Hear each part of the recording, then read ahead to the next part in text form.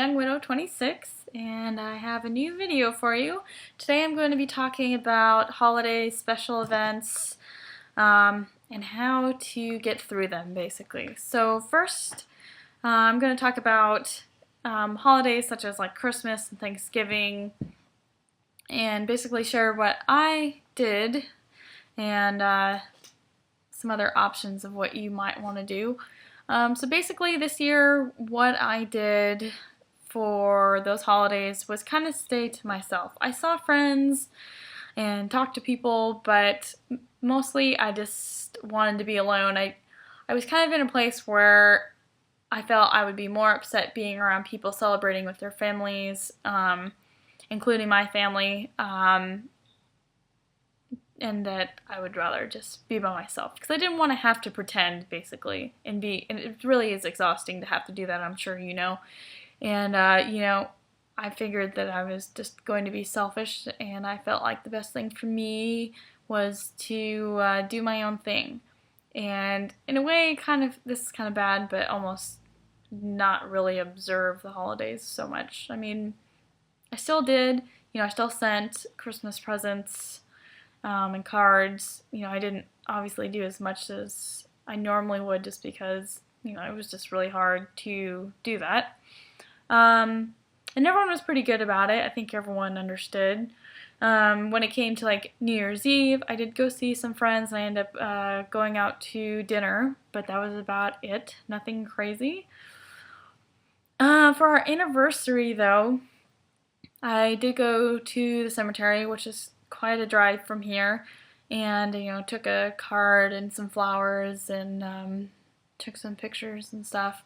And that night I went out with some good friends, and they brought me flowers and stuff. It was really nice.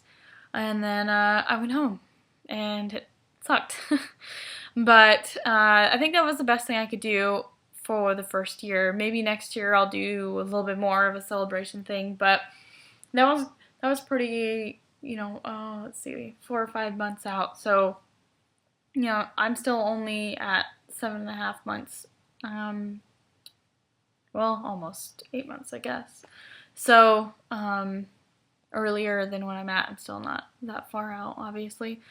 But, yeah, so that's what I did. So, in addition to that, birthdays and anniversaries, or maybe observing the day they passed away, I have some ideas that you could do.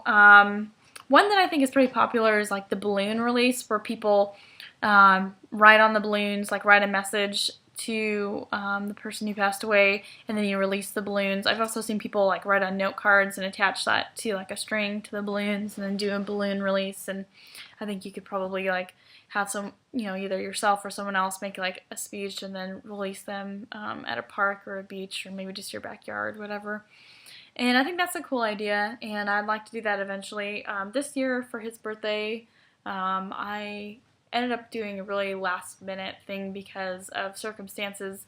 Around that day I thought I wasn't going to be able to have something, so it really didn't go the way that I wanted it to. I didn't get to have people together and do something special, or as special as I wanted to, but it was low-key. I had people around that are important to me, so it was fine.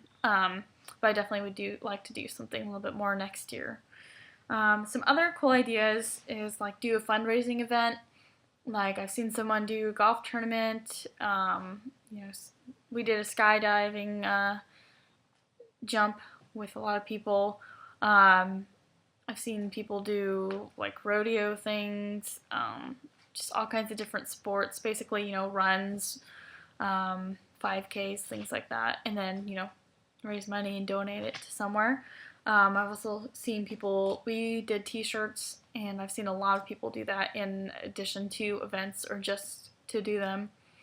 And that is really popular. People really enjoy that. And it is kind of cool because then, people wear them on special days, and it's just kind of a neat idea. Another idea is to take their iPod or iTunes or whatever they had downloaded most recently. A good friend of mine, this is what she did. She downloaded all the music that he had recently put it on his iPod and put it onto CDs, and then made a CD cover of pictures of her and him, and gave those out as like thank you / remembrance gifts. I think that was a really good idea, really cool. I was really impressed with that. She also put a couple other things in there that were kind of like inside jokes or were specific to him, and I think that's a great idea. I think that's really cool. I definitely plan on doing something similar to that, like around the day that he passed away. I'm sure we'll have some kind of event, and I think that's a really neat idea. Another thing is you could do like a scrapbook. Now you could do in like manual, do the whole thing, but I'm more thinking of online with like Snapfish or Photobucket, where you basically design your own little scrapbook, but the pictures are built into the pages that are kind of like a cardboard type page, and they're really cool. I've seen people do them for weddings. I think that probably is one of the most popular things, but they're kind of like a coffee book table. That makes no sense. A coffee table book, and they're really cool and easy, and it's kind of a quick way to do it, and I think that's a great thing you could do for yourself to have out or give to people as a remembrance thing. Another thing, in addition to, just having people around, is having, like, go around and have everyone tell, like, their favorite memory or something specific that happened, with them, or something fun they did together. And addition to that is kind of like something I mentioned in one of the other videos where I had, at least I think I put this video up. I don't know. I can't remember. Is that sad? Anyway, so have like a little journal book and have everyone write the memories as well as tell the memory so that you can have that. And then another thing I was thinking of is that once you have all those memories in a book, transcribe them into, like, online into some little book or something that you could give to people so that they could also have, like, a little book of memories. And I'm sure you could incorporate pictures and things like that into it. You might be able to do that with the scrapbook thing on Snapfish or whatever. So there's a lot of different ideas and stuff. So I know that I'm thinking about these things and trying to collect ideas and stuff. So I thought this would be cool so that, if any of you are trying to come up with ideas, that you could come to this video and have a whole bunch of them in one place. So another thing, in addition, I think I already mentioned, like the fundraising, but donating to a cause or organization, like for their birthday, maybe you could have other people do that, because I know sometimes people want to send flowers or whatever. Maybe you could get everyone to donate to some special cause. I've seen people adopt a kid in like South America or whatever, or sponsor a kid. I think more so than adopt, I guess would be the right word. I think that's a really cool idea, or something specific, that was close to your heart or your spouse's. I know a lot of people have, donate to cancer funds and things like that as well.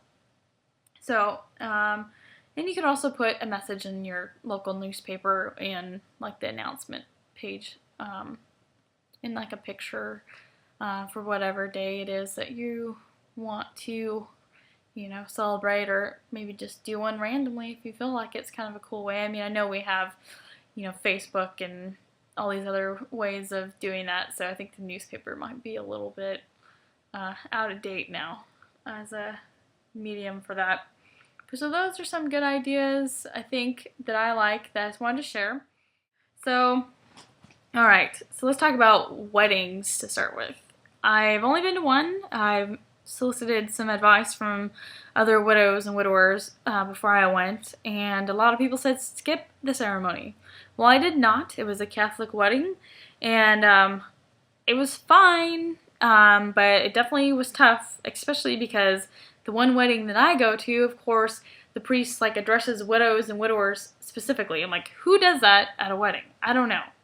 Maybe she had mentioned it to him when they were doing their counseling. I don't know, but that was really hard. Also, when they talk about, a long, happy marriage, I think they did some specific passage, which I can't remember where it came from, but specifically about a long, happy life together, and asked for a blessing for that, and that was like a tough moment as well.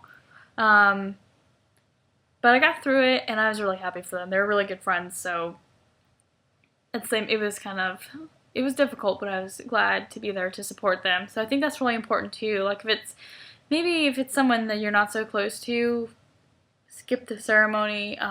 If you really don't feel compelled to do that, or if you feel like it's that you might make a scene or something, or you're gonna break down, I wouldn't go, because I know that one of the things that I was really concerned about is at these events I didn't want to have some kind of anything happen that was gonna distract from their day, and that is true, especially with baby showers, especially the first one that I was invited to.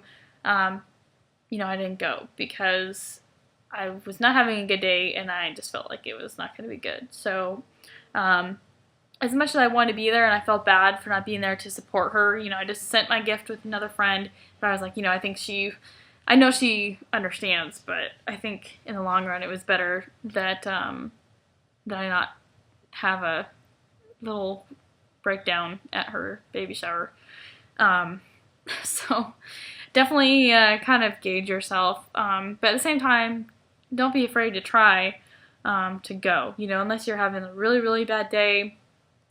Overall, again, I think I've said this on my blog, the best thing that I have found is to be around friends. And I notice that the more I'm alone, or the longer amount of time that I'm alone, it definitely gets more difficult. Especially now, it's getting to the point where being alone is really grinding on me, basically. So try to be around friends and do stuff if you can. And these special events, I try to think of it this way too. The people that are having these events are good friends to me, and they've been there for me through all this, and so I want to repay them in supporting them, with their events in their life, and they've been there for me, so I want to be there for them, and I want to be happy for them. So who knows? Well, maybe one day they'll be able to be there when good things happen for me eventually. So that's kind of the way I think about it. At the same time, again, if you're not ready, you're not ready, but I don't think I would put it off for too long. Don't isolate yourself so much that, you get to the point where it's a lot of anxiety to just, to go. I think that can happen if you put it off for too long. So there's my advice, if it's worth anything. Anyways. So I think that's about it. Oh yeah, I wanted to mention a couple other things. Because I talked about weddings, baby showers, went to an engagement party. That was alright. That wasn't so bad. That was pretty fun, actually. So, but definitely, I'm going to keep rambling here and say, if you feel like leaving early, leave early. If you're tired, have a friend that's kind of on standby. So if you do have some kind of breakdown or whatever and you just need to go, that they can help you do that. Or if you leave and you just are like, hey, I gotta get out of here, you don't want to explain yourself to everyone, just tell that one person and then go, and then they can, let everyone know what's going on, and I'm sure everyone will understand.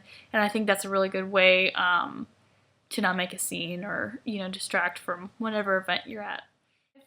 Anytime you want to respond with a video, that would be awesome. I think eventually I'm going to do some kind of contest with some really cool prize to entice some of you to respond with a video, because I think it would be really helpful for people to see other young widows as well, not just me, but multiple young widows doing some kind of video thing. I think that'd be pretty neat. So if you're brave enough, I think you should do it. I know some of you have put up other videos and you have a video camera. It doesn't have to be long, just do something real quick. So yeah, anyone out there? Anyone?